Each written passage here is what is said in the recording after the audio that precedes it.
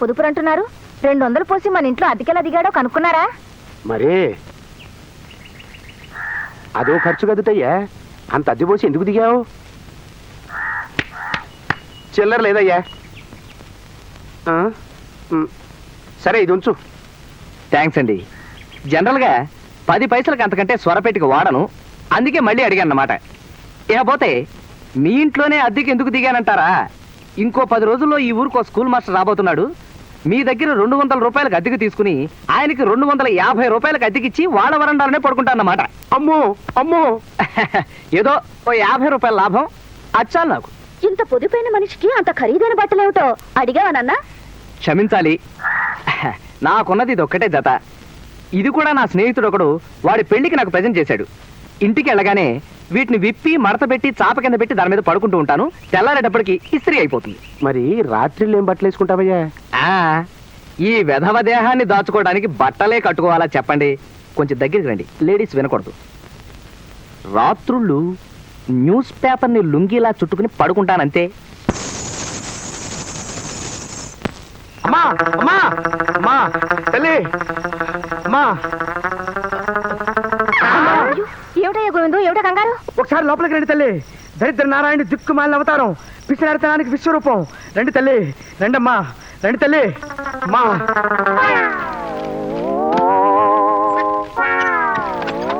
చూడండమ్మా. ఏమండి, ఏమిటి పిచ్చి పని? మీకు మతి కానిపోతుందా? ఏ నువ్వు నోరమై. లుంగీలు కట్టడం, తడపడం, ఆరేయటం, నీళ్ళ ఖర్చు, సబ్బు ఖర్చు, డబ్బు ఖర్చు. ఈ పేపర్ లుంగి ఓ అద్భుతమైన ఆలోచన. అసలు పేపరు చీర ఎలా ఉంటుందా అని ఆలోచిస్తున్నాను ఇప్పుడు. ఒరే అరగుండు, లోపల ఇంకో పేపర్ ఉంది, అది నువ్వు కట్టుకో. గొప్ప సుఖంగా ఉంది. మీ సుఖాన్ని చుంచులెత్తుకుపోరు. నా వల్ల కాదు మహాప్రభు, నా వల్ల కాదు. అది చిరగరాని చోట చెయ్యి చెయ్యి చెయ్యి చిరిగి నన్ను ఇబ్బంది పెడుతుంది.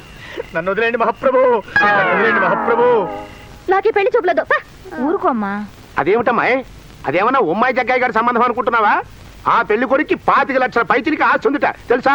25 లక్షలు కాదు, 25 కోట్లున్నా నాకు అనవసరం. కానీ అది నాకు అవసరం. అది నాకు అనవసరం. ఇదే చివరి మాట. అక్షరాల. సరే, నీ ఇష్టం వచ్చినట్టు కానివే, కానీ నీ ఇష్టం వచ్చినట్టు కానీ నేను మాత్రం ఏమీ మాట్లాడను. అదేమిటండి? జానకి, ఇల్లు పిల్లలు జాగ్రత్త. నా శవారికి కట్టెలకు వాడకండి. తద్దినాలకి శార్థాలకి డబ్బులు ఎక్కువ ఖర్చు చేయకండి. నీ మంగళసూత్రం గొలుసు బొంబాయిలోనే అమ్ము. అక్కడ బంగారానికి రేట్ ఎక్కువ పలుకుతుంది. అదేమిటండి? చెప్పు, దానికి చెప్పు. ఈ పెళ్లి చూపులు కొప్పించు, లేకపోతే అంతే. నాకు తద్దినాలు, నీకు తెల్ల చీరలు. అదిగో పెళ్లి వారు వచ్చేస్తున్నారు. దాన్ని పెళ్లి చూపులు కొప్పించే బాధ్యత నీదే.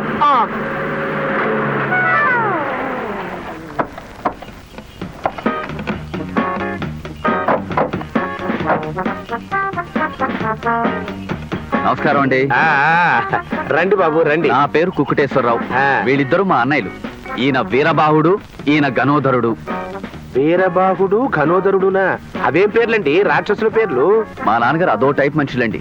మామూలుగా అందరూ దేవుళ్ళ పేరు పెట్టుకుంటారు, ఆయన రాక్షసుల పేర్లు పెట్టారు. అలాగా, బాగుంది బాబు. పదండి ఆయన.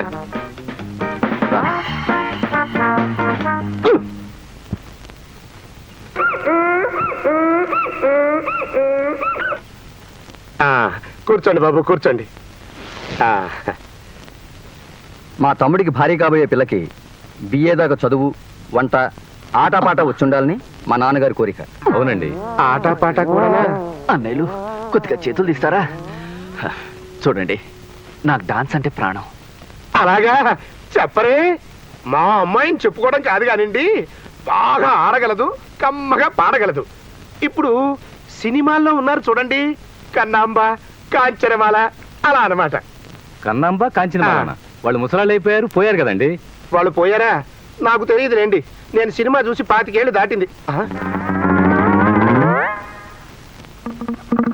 ఏమిట్రా ఇది? అరగుండు వెధవా, ఇక్కడ ఏమైనా సంతర్పణ జరుగుతోంది అనుకున్నావా? పెళ్లివారు వచ్చారండి, ఇవన్నీ అమ్మగారే చేశారండి అయ్యా. ఈ మాత్రమైనా పెట్టకపోతే బాగుండదని. బాగేమిటి నా పొంద? మనుషుల సైజులు చూసావా? ఒక్కొక్కడు తిరుపతి కొండంతున్నాడు, ఊదేస్తారు. ఏమిటవి? టిఫిన్లా? వెరీ గుడ్, తీసుకురండి, ఓ పని అయిపోతుంది. నా పని అయిపోతుంది. గోవిందం, రా నాయనా, రా రా, తీసుకురా. ఆ టిఫిన్లు అక్కడ పెట్టు, పెట్టు. మంచి అక్కడ పెట్టరా, పెట్టు. ఏర్పాట్లు అవన్నీ బాగా చెయ్యండి.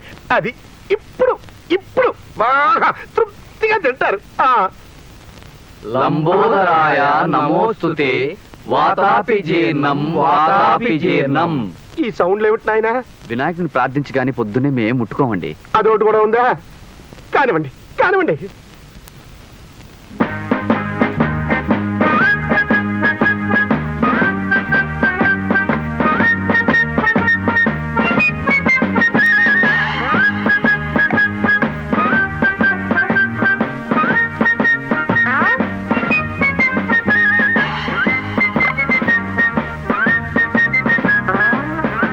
బాబు, మీ ఇద్దరు ఇలా ఎందుకున్నారు, మీ తమ్ముడు అలా ఎందుకున్నాడు నాకు ఇప్పుడు అర్థమైంది.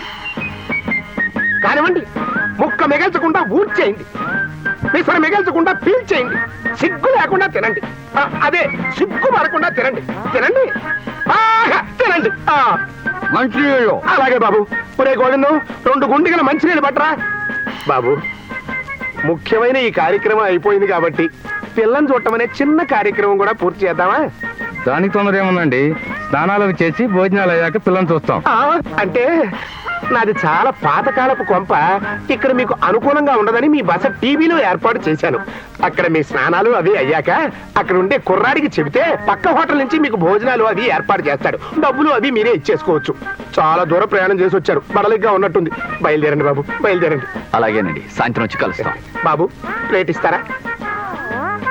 వెళ్ళొస్తామండి. మంచిది, మీరు కూడా. అదేమిటండి, వాళ్ళని స్నానాలు భోజనాలు ఇక్కడే చేయమనకపోయారా? నువ్వు నోరు మూయి ముందు. అసలు ఆ శరీరాలు చూసావా? వాటిని తోమాలి అంటే 90 బావులు నీళ్లు కావాలి. ఏనుగులు అవి జలకాలాడినట్టు చెరువులు సరస్సులే తప్ప చెంబులు చేదలు పనికిరావా దేహాలకి. ఇక భోజనం అన్నావో అంతే, కుంభాలు లాగించేస్తారు సుంటలు.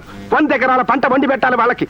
అమ్మో అమ్మో, అసలు వాడు ఒక్కొక్కడు మనిషిటే కాడు, మనిషి కాడు. ఏనుగమ్మ ఏనుగు, ఊరొచ్చింది ఏనుగు, ఏనుగమ్మ ఏనుగు, మా ఊరొచ్చింది ఏనుగు. ఏనుగమ్మ పద్మ, నువ్వా?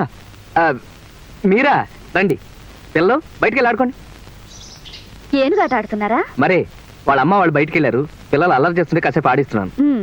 మా ఊరొచ్చింది ఏనుగని ఇక్కడ మీరు పాడుతుండండి. అక్కడ నిజంగానే మా ఊరికి ఏనుగులు వచ్చేసాయి. ఏనుగులేమిటి, ఏమైంది? 2 ఏనుగులు ఓ పీనుగు నన్ను పెళ్లి చూపులు చూడడానికి వచ్చాయి. మా నాన్న తను చచ్చిపోతానని బెదిరించి నన్ను పెళ్లి చూపుల్లో కూర్చోడానికి ఒప్పించాడు. అలాగా? మీరేమో మాస్టర్ ప్లాన్, స్టూడెంట్ ప్లాన్ అంటూ నిమ్మకి నీరెత్తినట్టు కూర్చోండి. అక్కడ మా నాన్న ఏ ఏనుగు నన్ను కట్టబెట్టేస్తాడు. అయ్యో, ఇక్కడికే వస్తున్నాడు. ఇప్పుడు ఎలా? డజన్ ఎలా ఇస్తున్నావయ్యా? 2 రూపాయలండి. 2 రూపాయల 10 పైసలకి ఇస్తావా? 10 పైసలు అదేంటండి బాబు, కాయ 10 పైసలకి ఇస్తా, తీసుకోండి. అంటే పండు 10 పైసలా? భలేవాడి భయ్యా, వద్దులేపో. అయితే ఆ పండుగ డబ్బిచ్చాలండి. ఒక్క పండు రుచి చూశానయ్యా. గొప్ప బేరం తగిలిందిలే. బాబు కృష్ణమూర్తి, మీరా? అదేమిటయ్యా ఆ రాళ్ళను అలా కొడుతున్నావు? నిప్పు పుట్టించడానికి. మళ్ళీ ఓ అగ్గిపుల్ల ఖర్చు ఎందుకని సాధారణంగా నేను వంట చేయడానికి ఇలాగే నిప్పు పుట్టిస్తూ ఉంటానండి. అలాగా? నీ దగ్గర చాలా నేర్చుకోవాలయ్యా, పుణ్యాత్ముడివి. ఆ పుర్రెలో ఎన్ని తెలివితేటలున్నాయో. ఇలా వచ్చారేమిటండి? కౌరమ్మితే నేనే వచ్చాను కదా. అది నీతో ఒక ముఖ్యమైన విషయం మాట్లాడదామని. సాధారణంగా మా ఇంటికి వచ్చిన వాళ్ళని ఎవరిని చాపల మీద కుర్చీల మీద కూర్చొనివ్వనండి, అనవసరంగా అరిగిపోతాయని. ఓహో, ఏం పొదుపు ఏం పొదుపు.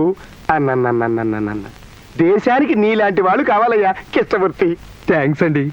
చూడు, నేను మా అమ్మాయికి ఓ సంబంధం తెచ్చాను, కూర్చో. వద్దులేండి, నేను కూర్చుంటే మీరు కళ్ళు మూసుకోవాల్సి వస్తుంది. అదేమిటయ్యా? పేపర్ కదండి, చిరుగుతుంది. వద్దులే, నువ్వు నిలబడే ఉండు. చూడు, వాళ్ళేమో మా అమ్మాయికి ఆటపాట వచ్చి ఉండాలంటున్నారు. మా పద్మకు అవేమీ రావు.